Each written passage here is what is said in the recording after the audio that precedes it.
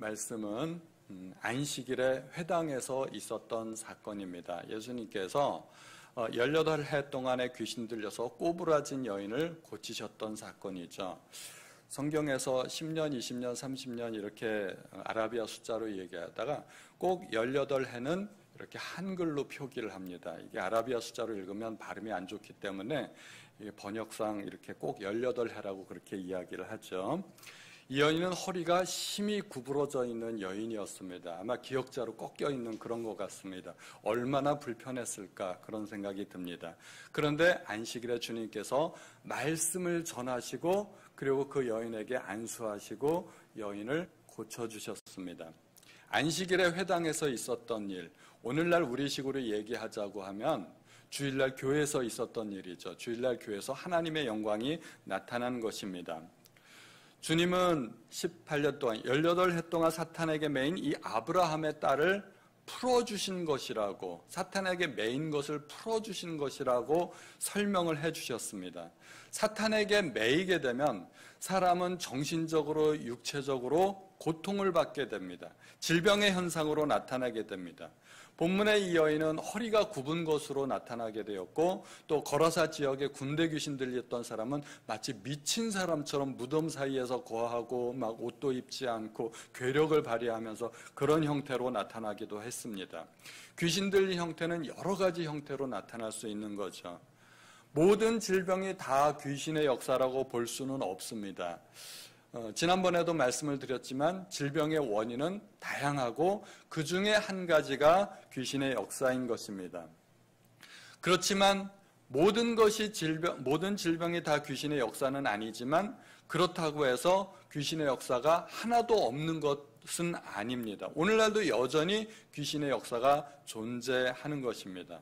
어떻게든 사람들의 마음속에 들어와서 사람의 몸과 마음을 지배하고 병들게 하고 망가뜨리려고 하는 것입니다. 주님은 이 여인을 보셨을 때 한눈에 모든 상황을 알아보셨습니다. 사탄에게 매여 있다는 것도 아셨고 그 질병이 사탄으로부터 왔다는 것도 아셨던 것입니다.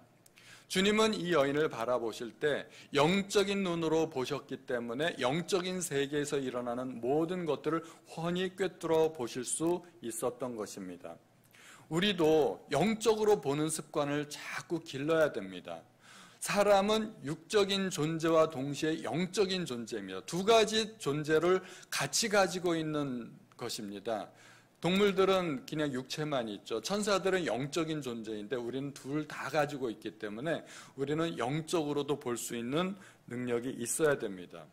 그래서 우리가 사람을 바라볼 때 단순히 질병이나 어떤 기질이나 습관의 문제만 가지고 겉으로만 나타나는 그런 표면적인 현상만 볼 것이 아니라 그 내면의 깊숙한 원인, 영적인 문제를 볼 수 있어야 된다는 것입니다. 우리가 영적으로 보기 시작하면 뭔가 다른 것이 보이게 되고 또 새로운 것을 볼 수 있게 됩니다. 사람들은 꼬부라진 여인을 보았을 뿐입니다. 허리가 심히 구부러져 가지고 조금도 펴지 못하는 한 여인을 보았을 뿐이지만 주님께서 보았을 때는 사탄에게 매였던 아브라함의 딸로서 보셨던 것입니다. 우리가 영적으로 보기 시작하면 사람들이 다르게 보이는 거죠. 사탄이 보이기 시작하고 또 불쌍히 여기는 마음을 갖게 됩니다. 우리가 어떤 미워하는 사람이 있다 할지라도 참 우리가 겉으로 볼 때는 저 사람은 왜 저러나, 저 사람은 왜 이렇게 나를 괴롭히나 하고 싶지만 그러나 영적으로 보이기 시작하면은 그 속에 있는 어떤 악한 영의 역사를 볼 수 있게 되고 또 불쌍히 여기는 마음을 가질 수 있다는 것입니다. 그런데 회당장은 안식일에 병을 고친다고 해서 분을 내었습니다. 화를 낸 거죠. 일할 날이 6일이 있으니까 그동안에 와서 고침을 받으라고 무리에게 이야기합니다. 고침받은 이 여인이 자기가 원해서 고침을 받은 것도 아닌데 6일 동안에 와서 고침을 받으라고 이야기합니다. 사실은 누구에게 하고 싶었던 얘기일까요? 주님께 하고 싶었던 얘기죠. 예수님께 이런 이야기를 하고 싶었던 것입니다. 사실은 안식일을 어기고 율법을 어긴 것은 예수님이라고 봤던 거죠.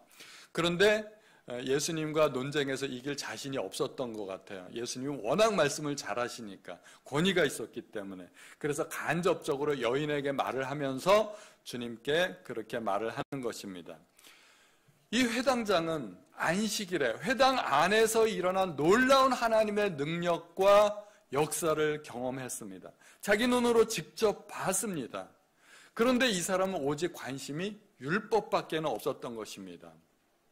자기가 관리하고 있는 그 회당 안에서 나타난 그 놀라운 하나님의 능력과 영광, 또 사탄에게 매였던 여인의 구원, 하나님 나라의 임재, 사탄의 권세가 깨어지는 것, 이런 것들은 이 회당장의 눈에 들어오지도 않았고 중요하지도 않았던 것입니다. 안타깝게도 이 회당장은 오직 율법과 규율만이 중요했던 것입니다. 과연 안식일에 병을 고치는 것이 합당한가?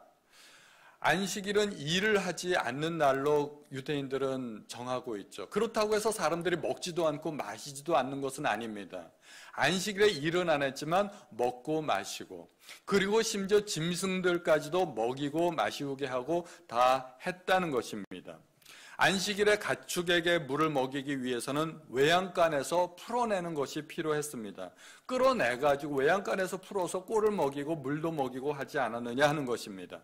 만약에 안식일에 가축들을 먹이기 위해서 외양간에서 풀어주고 끌어낸다면 사람을 하나님께서 사탄의 권세에서 이렇게 끌어주고 풀어주는 것은 얼마나 더 당연한 일이겠느냐 하는 것이 주님께서 하시는 말씀인 것입니다.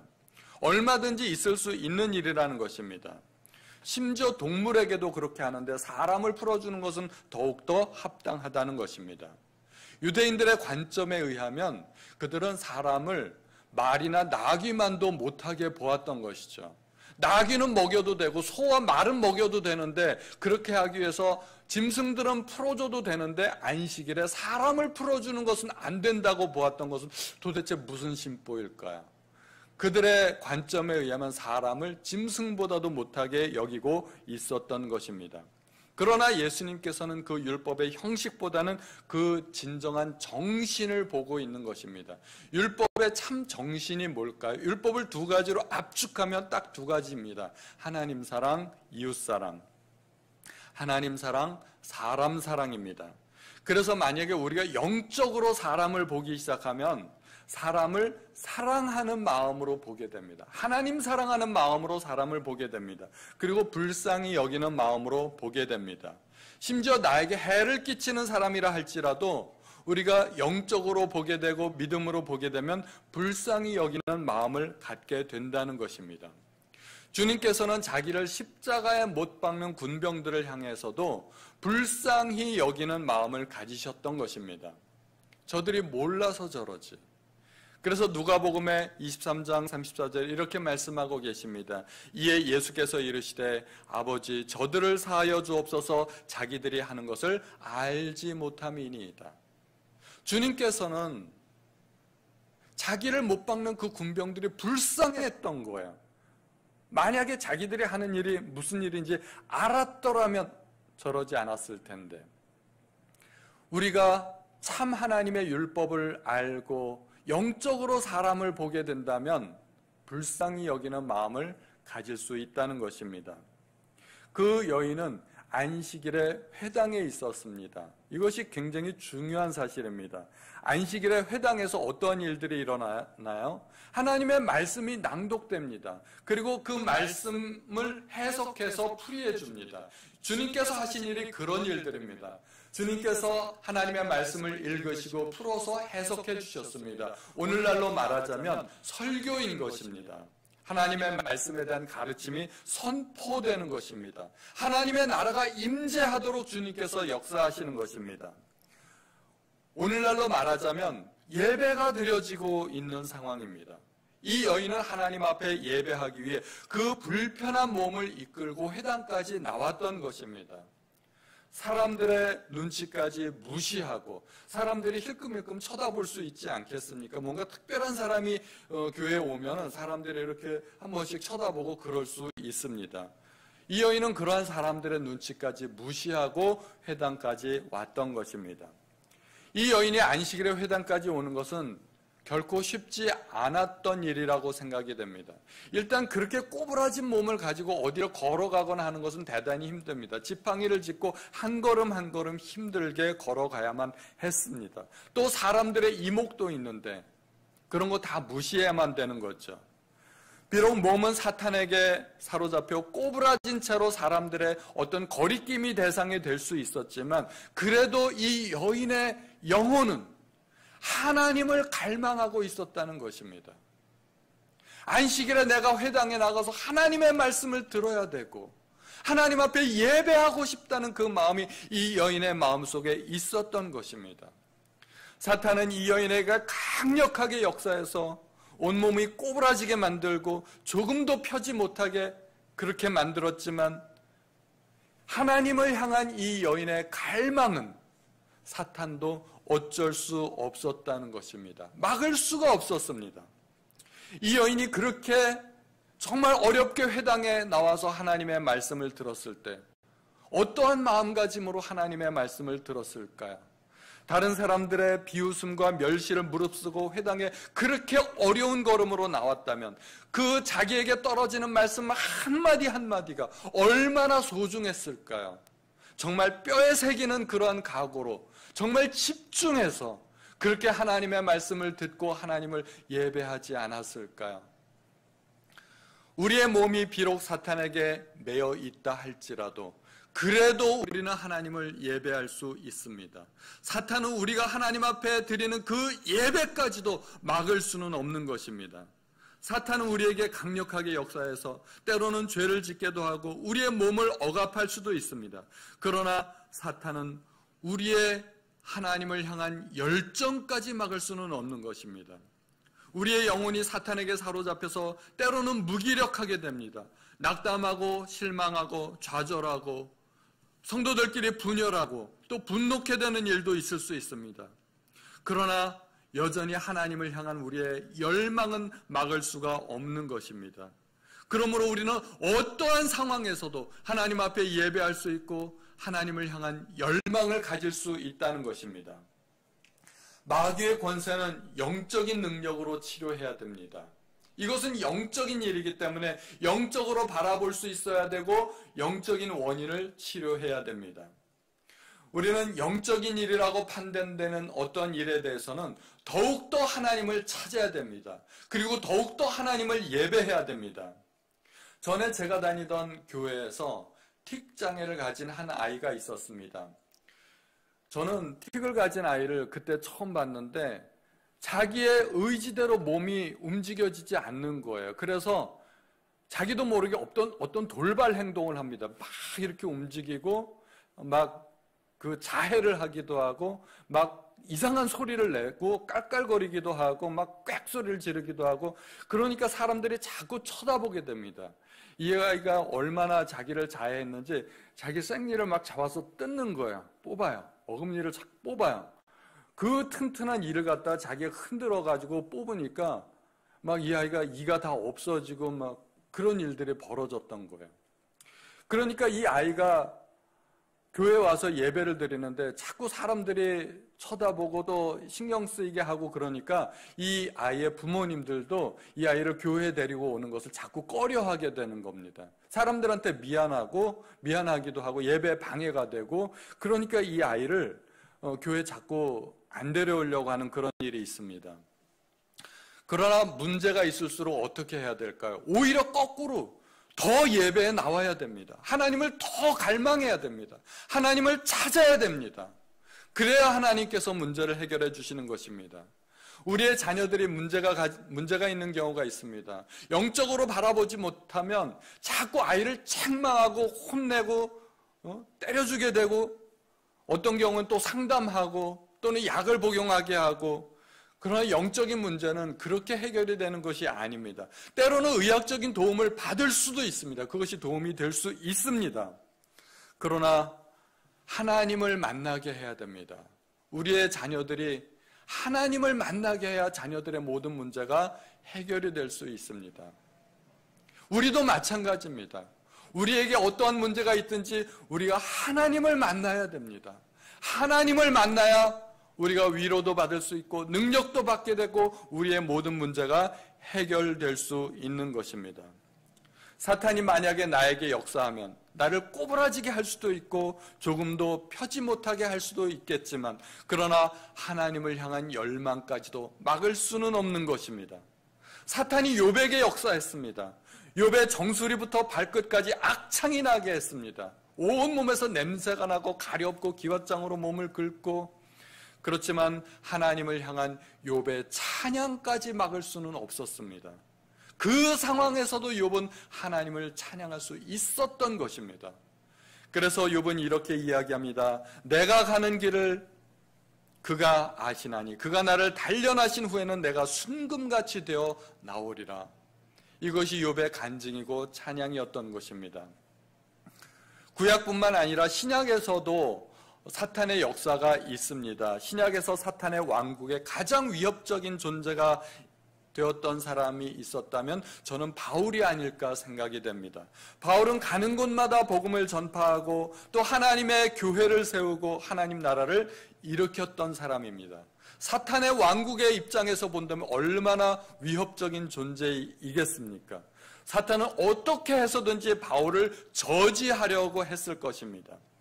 예를 들면 바울이 교회를 세우고 또 제차 3차 방문해서 교회를 든든히 세우고자 했을 때 바울의 모든 계획을 수포로 만들고 그 계획대로 이루어지지 않게 하려고 온갖 괴계를 다 썼을 것입니다.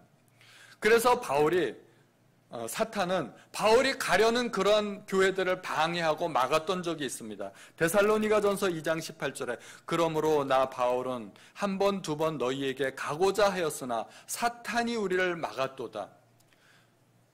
교회를 세우지 못하게 하려고 노력을 했겠지만 그러나 하나님의 말씀이 선포되고 교회가 세워졌습니다. 그 이후에도 끊임없이 마귀는 온갖 거짓 전략으로 박해로 교회를 어렵게 하고 힘들게 했습니다. 그럴 때 바울이 방문해서 올바른 교훈으로 다시 가르치고 하나님의 말씀을 전하고자 했을 때 사탄이 막았다는 것입니다. 바울은 데살로니가 교회에 가려는 계획이 있었습니다. 그런데 어떤 이유에서인지는 모르지만 가지 못했습니다. 아마 구체적인 이유가 있었을 것입니다. 갑자기 다른 중요한 일이 생겼을 수도 있고 건강이 나빠졌을 수도 있고 바울의 바쁜 일정 때문에 못 갔을 수도 있었습니다. 요즘 같으면 교통편의 문제라든가 날씨라든가 이런 문제도 있었을 것입니다. 그런데 바울은 무슨 이유 때문이라고 말을 하지 않고 사탄이 막았다고 하는 것입니다. 바울은 그 상황을 표면적으로 보고 있지 않고 영적으로 보고 있는 것입니다. 내가 너희에게 가서 교회를 세우고 하나님의 나라를 확장하려고 하는데 사탄이 막았다. 그 구체적인 상황이 분명히 있었겠지만 바울은 그것을 사탄의 역사라고 말을 하는 것입니다. 바울은 그렇게 데살로니가 교회를 방문하려고 했지만 사탄이 막았던 것입니다. 그래서 바울은 어떻게 했나요? 포기하지 않고 데살로니가 교회에 상황 설명을 하면서 편지를 썼습니다. 그것이 바로 데살로니가 전서가 된 것입니다. 바울은 로마 교회도 방문하려고 했습니다. 그런데 못했습니다. 그래서 또 로마서를 쓰게 됩니다. 로마서 1장 13절에 형제들아 내가 여러 번 너희에게 가고자 한 것을 너희가 모르기를 원하지 아니하노니 이는 너희 중에서도 다른 이방인 중에서와 같이 열매를 맺게 하려 함이로되 지금까지 길이 막혔도다. 길이 막혔어요. 그러니까 편지를 썼습니다. 바울은 또 고린도 교회를 방문하려고 했습니다. 그런데 못했습니다. 그래서 또 고린도 후서를 쓰게 됩니다. 고린도후서 1장 16절에 너희를 지나 마게도냐로 갔다가 다시 마게도냐에서 너희에게 가서 너희의 도움으로 유대로 가기를 계획하였으니, 그런데 못했다는 말입니다. 그래서 어떻게 했어요? 고린도후서를 쓰게 되었습니다. 바울은 할 수만 있다면 여러 교회들을 자주 방문해서 그들을 도와주고 싶었습니다. 그러나 여러 가지 알 수 없는 이유들로 인해서 그 계획을 실천에 옮기지 못하게 되었습니다. 사탄은 바울의 일정을 방해한 것 같습니다. 그리고 사탄의 계획이 성공한 것처럼 보입니다. 왜 하나님은 바울을 도와주지 않으셨을까요? 바울의 길을 왜 열어주지 않으셨을까요? 사탄이 그렇게 역사하도록 왜 놔두셨을까요? 우리는 또 다른 면들을 보아야 됩니다. 바울은 그 여러 교회에 직접 방문하지 못했지만 그 대신에 편지를 쓰게 되었고 그 편지는 성경이 되어서 오늘날 우리에게까지 전달되고 있는 것입니다. 만약에 하나님께서 바울의 길을 열어주고 바울의 계획대로 모든 것이 순탄하게 되었더라면 신약 성경에서 바울 서신서는 아마 절반은 없어지지 않았을까 생각이 됩니다. 그 가운데서도 하나님의 섭리가 있다는 것입니다. 사탄은 바울의 몸에도 역사했습니다. 여인의 온몸이 꼬부라지게 만든 이 사탄은 바울에게도 고통을 주었습니다. 그것이 사탄의 가시입니다. 고린도후서 10장에 보면 여러 계시를 받은 것이 지극히 크므로 너무 자만하지 않게 하시려고 내 육체의 가시 곧 사단의 사자를 주셨으니 이는 나를 쳐서 너무 자만하지 않게 하려 하심이라. 바울의 몸에 있었던 그 가시는 일종의 질병 같은 것입니다. 간질이라는 얘기도 있고, 그러나 그것은 분명히 사탄의 사자였고 바울을 몹시도 괴롭혔습니다. 바울은 이것만 없으면 내가 자유로워질 수 있을 텐데, 내가 조금 더 자유롭게, 조금 더 열심히, 조금 더 효율적으로 하나님의 나라를 전할 수 있을 텐데 그렇게 생각을 했습니다. 그래서 하나님 앞에 3번 간구했습니다. 그러나 하나님께서 들어주시지 않으셨습니다. 하나님께서 사탄의 사자를 허용하셨다는 것입니다. 왜냐하면 바울이 약해져야 바울이 거만하지 않게 되리라는 것을 하나님께서 아셨던 것입니다. 하나님의 섭리를 깨달은 바울은 오히려 하나님께 찬양하고 감사하게 됩니다. 그리고 그 가시를 하나님께서 주신 것이라고, 하나님께서 허락하셨다고 표현하게 됩니다. 이게 사탄의 사자이기 때문에 분명히 사탄으로부터 온 것이 맞습니다. 그런데 하나님께서 허락하셨다는 것입니다.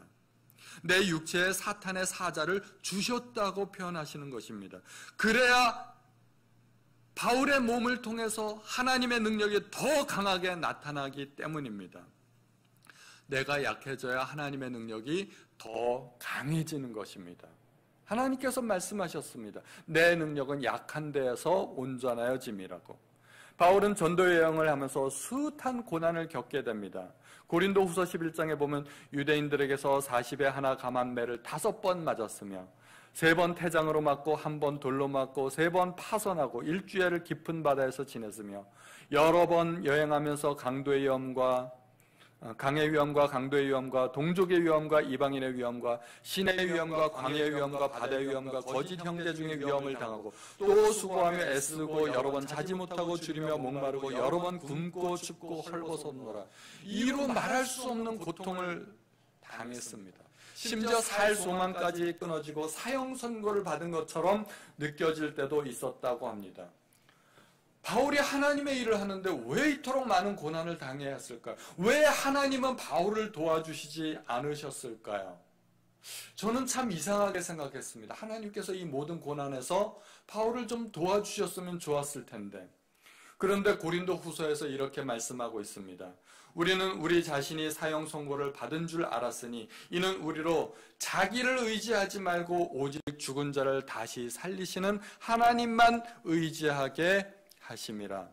내 힘과 내 능력을 의지하지 말고 하나님을 의지하라는 것입니다. 하나님을 의지해야 더 큰 능력과 더 큰 체험을 경험할 수 있다는 것입니다. 내 힘으로 살지 말라는 것입니다. 사탄이 하나님의 백성들을 괴롭히고 고난을 가져다 줄 때 하나님께서 모든 고난을 제거해 주시는 것이 아니라는 것입니다. 어떤 것들은 놔두신다는 것입니다. 고난 당하도록 내버려 두신다는 것입니다. 바울의 가시처럼 아무리 기도해도 하나님께서 응답해 주시지 않는 것도 있습니다. 이때 우리는 하나님의 뜻을 알아야 됩니다. 더 큰 그림을 볼 수 있어야 됩니다. 사탄은 나를 괴롭히고 고통을 주지만 오히려 그 때문에 하나님을 더 의지하게 되고 더 겸손하게 되고 우리의 신앙이 성숙하게 된다는 것입니다. 사탄은 예수님께도 역사했습니다. 직접 예수님 속에 들어갈 수는 없었지만 예수님을 죽이려고 십자가에 못 박았습니다. 하나님이 예수님을 십자가에서 구해주시지 않으셨습니다. 그러나 그로 인해서 인류 구원의 문이 열리게 된 것입니다.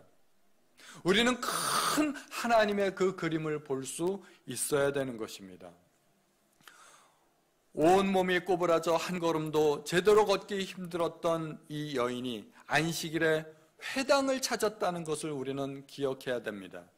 사탄은 말할 수 없는 고통으로 이 여인의 삶을 짓밟아왔지만 그럴수록 오히려 여인은 더 하나님을 갈망했고 더 하나님을 예배하고 싶어 했고 하나님의 말씀을 듣고 싶어 했습니다. 어찌하든지 하나님 앞에 나아가고자 했던 것입니다. 그리고 어느 날 주님을 만났습니다. 그리고 주님은 여인의 모든 고통으로부터 여인을 해방시켜 주셨습니다. 우리 중에 사탄으로부터 자유롭고 아무런 고통 없이 이 세상을 살아가는 사람은 아무도 없을 것입니다.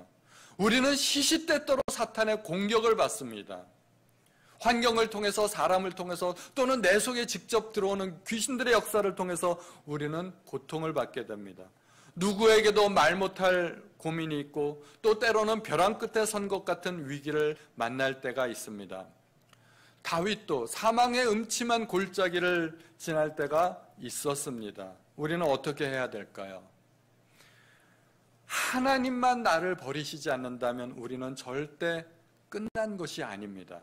내가 보기에는 끝난 것 같은 상황일지라도 하나님만 나를 버리시지 않는다면 그런 일은 절대 일어나지 않습니다. 지금 우리는 코로나라는 긴 터널의 끝을 향해서 가고 있는 중입니다. 아직 멀기는 하지만 그 끝이 조금씩 보이고 있는 중입니다. 우리에게 인내가 필요할 때라고 생각이 됩니다. 인내는 오직 실습을 통해서만 배울 수 있는 과목입니다. 우리 성도님들이 조금만 더 인내하시고 하나님을 갈망하시고 어려울 때일수록 더 하나님을 예배하시는 우리 성도님들이 되시기를 예수님의 이름으로 축원드립니다.